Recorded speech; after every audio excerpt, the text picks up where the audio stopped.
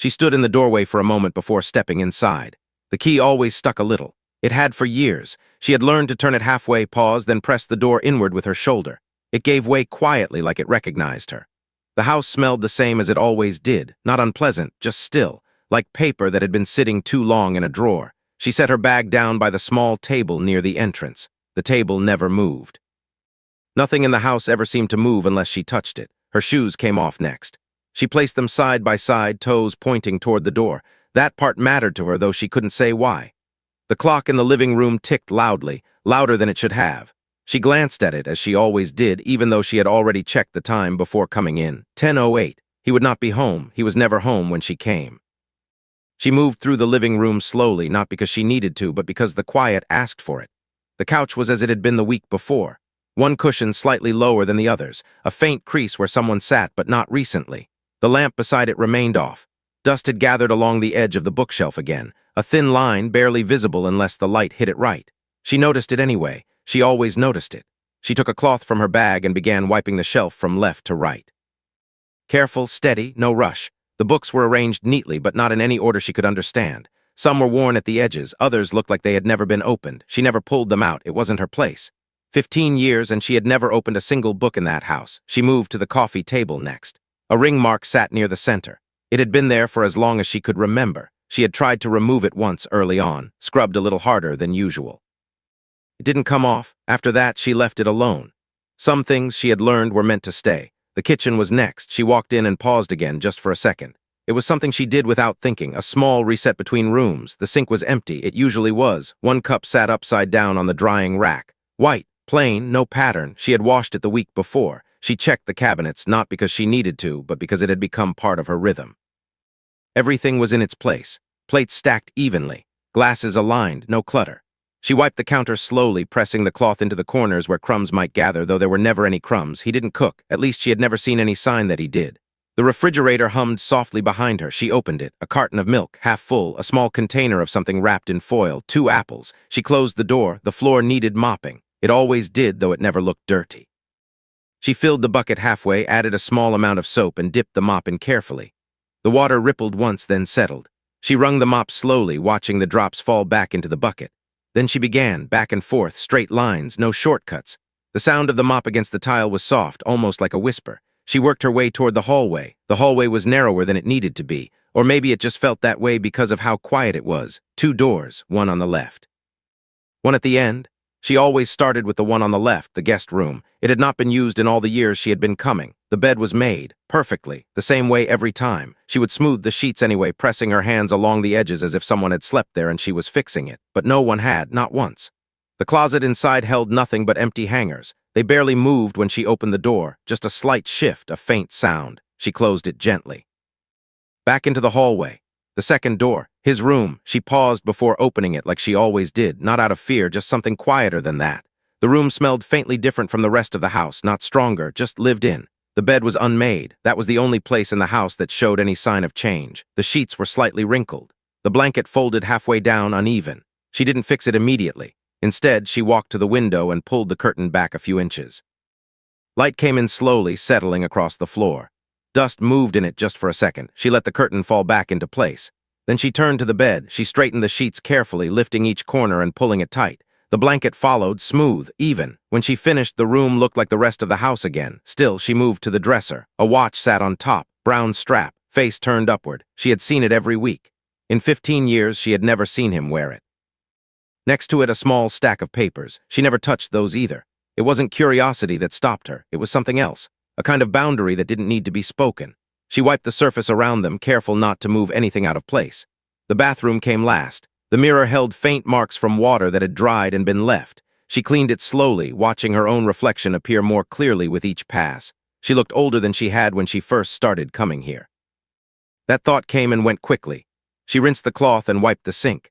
The towel hanging beside it was folded neatly, always the same towel. She had never seen a second one. When she finished, she stood in the center of the bathroom for a moment, listening. There was nothing to hear, not footsteps, not voices, not even the sound of a television from another room, just the quiet.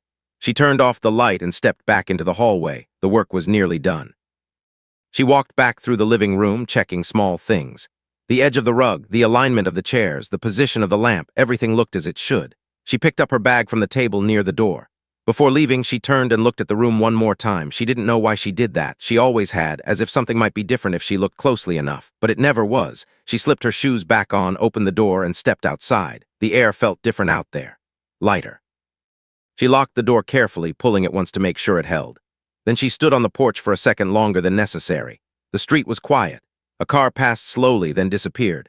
She adjusted the strap on her bag and began walking toward the sidewalk. She would come back next week. Same day, same time. The house would be the same, and she would move through it again, room by room, touching only what needed to be touched. Nothing more, nothing less. The next week, the key stuck the same way. Half turn. Pause. Shoulder against the door.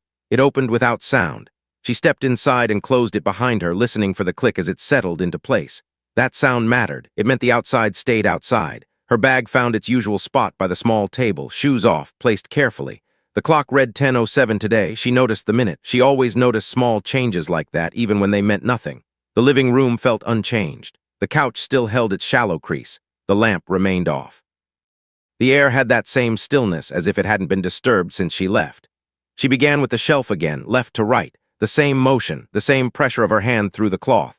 A faint layer of dust had settled again, not much, just enough for her to see. She wondered not for the first time how dust could return so quickly to a place where nothing seemed to move. She did not linger on the thought. The books stayed in place, always. Sometimes she paused in front of them longer than necessary, letting her eyes move across the spines. Titles she did not read, names she did not recognize. There was one book near the end that leaned slightly forward. It had been that way for months, maybe longer. She had noticed it early on. She had never pushed it back. It seemed to belong that way. The coffee table came next. The ring mark was still there, unchanged. She wiped around it, careful as always. Her hand slowed just slightly when she passed over it, not touching the center. She moved on. In the kitchen, the cup was in the same place as last week. Upside down, white, plain, but this time there was a second cup in the sink. That was different. She stood there for a moment looking at it. It wasn't dirty, just used. A faint line near the rim where something had dried. She turned on the faucet and rinsed it slowly as if it might matter how she did it. She placed it beside the other one on the rack. 2 cups now. She didn't think about it further, but something stayed with her as she wiped the counter. A small shift, barely noticeable. The refrigerator held the same things, more or less. Milk. A little lower, the full container gone, 1 apple left. She closed the door gently. The floor felt the same beneath her hands as she mopped, back and forth. The rhythm settled into her again. There was comfort in it, not happiness, not satisfaction, just something steady. The hallway felt narrower today. Or maybe she noticed it more. The guest room came first, still untouched, still waiting for something that never arrived. She smoothed the bed again, pressing the corners with care. Her hands paused at the pillow this time. It looked too perfect. She adjusted it slightly, then stopped. That wasn't part of her routine. She returned it to how it had been. Exact, unchanged. The closet door opened with the same soft sound. Empty hangers. They shifted just a little, then settled. She closed the door. Back into the hallway. She stood there a moment longer than usual, then opened his room. The bed was unmade again, a little more than usual. The blanket had fallen to one side. The sheet was pulled halfway loose. She stepped closer. There was a faint indentation on one side of the mattress, deeper than she remembered seeing before. She didn't touch it right away. Instead, she looked at the window. The curtain was slightly open, just an inch. That had not been the case last week. She walked over and placed her fingers on the fabric, pulling it back gently. Light entered again, thin and quiet. Dust moved through it. She let the curtain fall closed. Then she turned back to the bed. She fixed it carefully, smoothing out the wrinkles, pulling the sheet tight. The deeper indentation faded as she worked, becoming part of the surface again. Even, flat. The way the rest of the house seemed to prefer things. At the dresser, the watch remained where it always was. Brown strap, face still. She wondered briefly if it still worked. She did not pick it up to check. The papers beside it were stacked the same way. Edges aligned. She wiped around them, not touching, never touching. The bathroom held the same quiet. The mirror showed her face again, a little clearer after each pass of the cloth. She noticed a line near her eyes she didn't remember from before. It didn't stay in her thoughts long. The towel was in its place. The sink clean, everything as expected. When she finished, she stood in the hallway again, listening.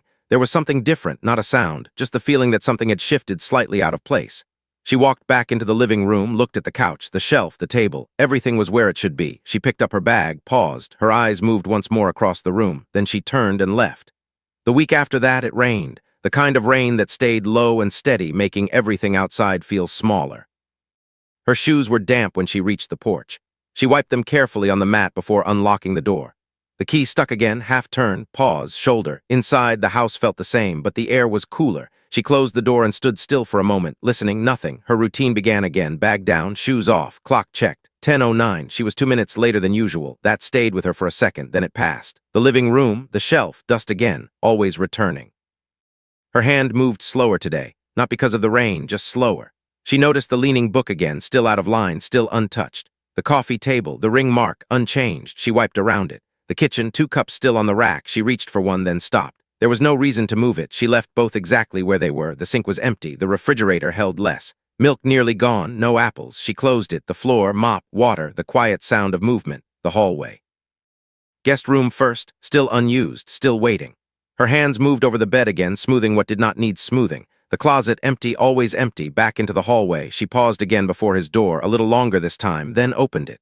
The bed was made, that was new, perfectly made, not by her. The blanket was pulled tight, corners tucked in a way she did not do. She stepped closer, looked at it. Her hand hovered over the edge of the blanket, then she pulled it back slightly. Just enough to see the sheet beneath. Smooth, unwrinkled, she let the blanket fall back into place. Her eyes moved to the dresser. The watch was gone, the spot where it had been sat empty. She noticed the absence more than she had ever noticed the object itself. The papers were still there, stacked, unmoved. She wiped around them, careful. The room felt different, not louder, not fuller, just less still. She finished her work without changing anything. In the bathroom, her reflection looked back at her again. For a second, she thought about the watch. Where it might be, why it was gone, but the thought didn't stay long. It didn't belong to her. When she returned to the hallway, she stood there again, listening. The quiet had shifted, just slightly. She walked back to the living room, checked the small details, everything in place, bag in hand, shoes on, door opened. She stepped outside into the rain, pulled the door closed behind her, locked it. She stood there for a moment, rain touching the edge of the porch. Then she walked away. The next time she came, the house felt different before she even opened the door. She couldn't have said how, just something in the air. The key turned more easily, no pause, no shoulder. The door opened at once. She stood there, hand still on the handle, then stepped inside. The clock was silent. She looked at it. The second hand was still, 10:08, frozen. She watched it for a few seconds. It did not move. She set her bag down slowly, shoes off, placed carefully. The living room held its shape. The couch, the shelf, the lamp, all the same, but the quiet was heavier, not empty, just settled in a different way. She walked to the clock, stood close to it, listened. Nothing, her hand lifted slightly as if she might adjust it. Then lowered again, she left it as it was. The shelf, dust again, always returning. Her cloth moved over it, steady. The leaning book remained, still forward, still untouched. The coffee table, the ring mark, still there. She wiped around it. The kitchen, the cups were gone. Both of them, the rack was empty. She looked at it longer than she needed to. Then turned to the sink, nothing there. The refrigerator, nearly empty. Milk gone, shelves bare. She closed it. The floor, mop, water, the same motion, but something in her hands felt slower, heavier. The hallway, guest room, unchanged, still, waiting. Her hands smoothed the bed again, corners pressed, edges straight. The closet, empty hangers. They didn't move this time. The air felt still even inside the space. Back into the hallway. She stood there, longer than before, then opened his door. The bed was made again, perfect. The dresser, empty space where the watch had been, the papers, still there, stacked. She stepped closer. For a moment, she thought about touching them, just to see, just to understand. Her hand lifted slightly, then stopped. She lowered it, wiped around them instead. Careful. As always, the bathroom, the mirror, her reflection, a little older, a little quieter. The towel, still the same. Everything still, but not the same. When she finished, she stood in the hallway one more time, listening. The quiet held. She walked back to the living room, picked up her bag, looked around, longer this time, then turned, opened the door, and stepped outside. The following week, she arrived a few minutes early, not on purpose. She had left her previous house sooner than usual, her hands moving through that work a little faster without thinking about it. By the time she reached his street, she noticed the time and slowed her steps. There was no reason to be early. Still, she stood at the edge of the walkway for a moment before going up. The house looked the same from the outside, the same pale siding, the same narrow windows, the same small porch with the worn mat near the door. Nothing suggested anything had changed. She stepped forward anyway. The key slid in easily this time. No pause, no resistance. It turned without effort. She noticed that. The door opened with a soft push. Inside, the air felt different again. Not colder, not warmer, just settled in a way she couldn't quite place. She closed the door behind her, listening to the latch catch. The clock was still, 10:08. The second hand had not moved since the week before. She looked at it a little longer this time, then set her bag down, shoes off, placed carefully, toes toward the door. The living room waited for her the way it always had, but the stillness had changed. It no longer felt like something being kept. It felt finished. She moved toward the shelf, the cloth in her hand slowed before touching the wood. There was less dust than usual, not gone, but lighter. She wiped anyway, left to right, careful. The leaning book was still there, out of line. She stood in front of it for a moment. Her fingers hovered near the spine, then lowered. She left it the way it was. The coffee table came next. The ring mark had faded slightly. She wasn't sure when that had happened. She hadn't noticed it the week before. Her hand paused above it, then continued around it as she always had. In the kitchen, the quiet felt deeper. The rack was still empty, the sink clean, the refrigerator almost bare. When she opened it, the light came on slowly. Inside, there was nothing now except a single bottle of water. She stared at it for a moment, then closed the door. She stood there, her hand still on the handle, then turned away. The floor.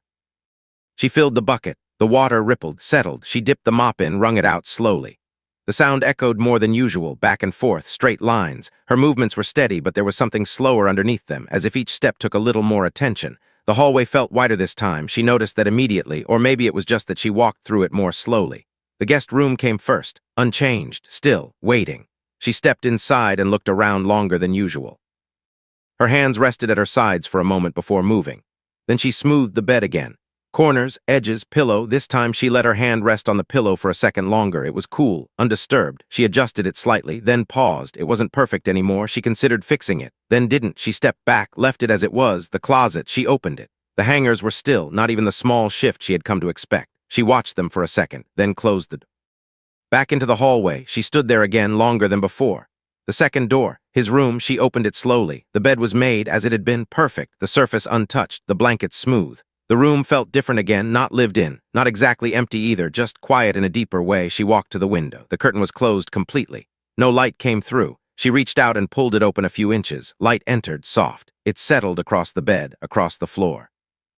Dust moved slowly in it. She watched it for a moment, then let the curtain fall closed again. The room dimmed. She turned to the dresser. The space where the watch had been still stood out. She had grown used to noticing it. Now it felt like part of the surface. The papers remained stacked, edges aligned. She stepped closer. This time her hand did not stop as quickly. Her fingers touched the top sheet, lightly, just enough to feel the edge. It didn't move. She let her hand rest there for a second. Then she lifted the corner slightly, only an inch. The paper beneath was blank, or maybe just turned. She couldn't tell. She lowered it again, aligned it back with the others. Careful, exactly. She stepped back. Something in her chest shifted slightly. Not discomfort, not curiosity exactly, just awareness. She wiped the surface around the stack, careful not to disturb anything further. The bathroom felt the same. Her reflection met her again. She looked at herself a little longer this time. Her hair had more gray than she remembered noticing. Her eyes stayed on her own face for a few seconds. Then she looked away. She cleaned the mirror, the sink, the towel, everything as before. When she finished, she stood in the hallway again, listening. The quiet held steady. But it no longer felt like something waiting. It felt like something already decided. She walked back into the living room, picked up her bag, paused. Her eyes moved slowly across the room. The couch, the shelf, the lamp, the clock. Still frozen, she walked to it, stood close, her hand lifted.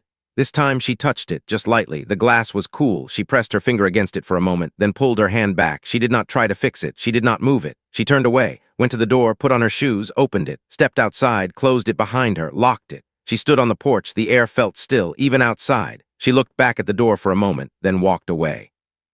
Days later, she received a call. She was in her kitchen when the phone rang. Her hands were wet. She dried them on a towel before answering. The voice on the other end was unfamiliar. A man, measured, careful in the way he spoke. He asked her name. She confirmed it. There was a pause. Then he said the man she worked for had passed away. The words came quietly, without weight, as if they had been said many times already. She held the phone in her hand, said nothing at first, then asked when, 2 weeks ago. He said it plainly, no hesitation.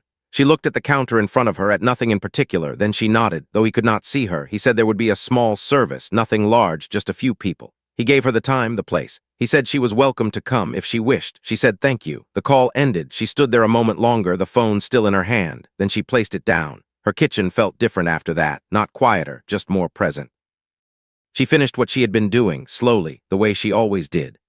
On the day of the service, she arrived early again, this time on purpose. The building was simple, a small chapel, nothing grand, a few cars in the lot. She parked at the far end, sat inside for a moment, hands resting in her lap, then stepped out. The air was still. She walked toward the entrance. Inside, the room was quiet, rows of chairs, a small table at the front, flowers, not many. She stood near the back at first, looking.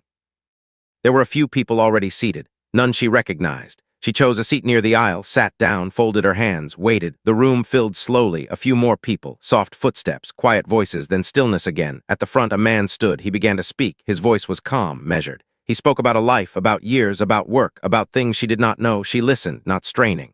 Just letting the words come and pass. There were mentions of places, of people, of roles. None of them familiar. She sat still, hands folded, eyes forward.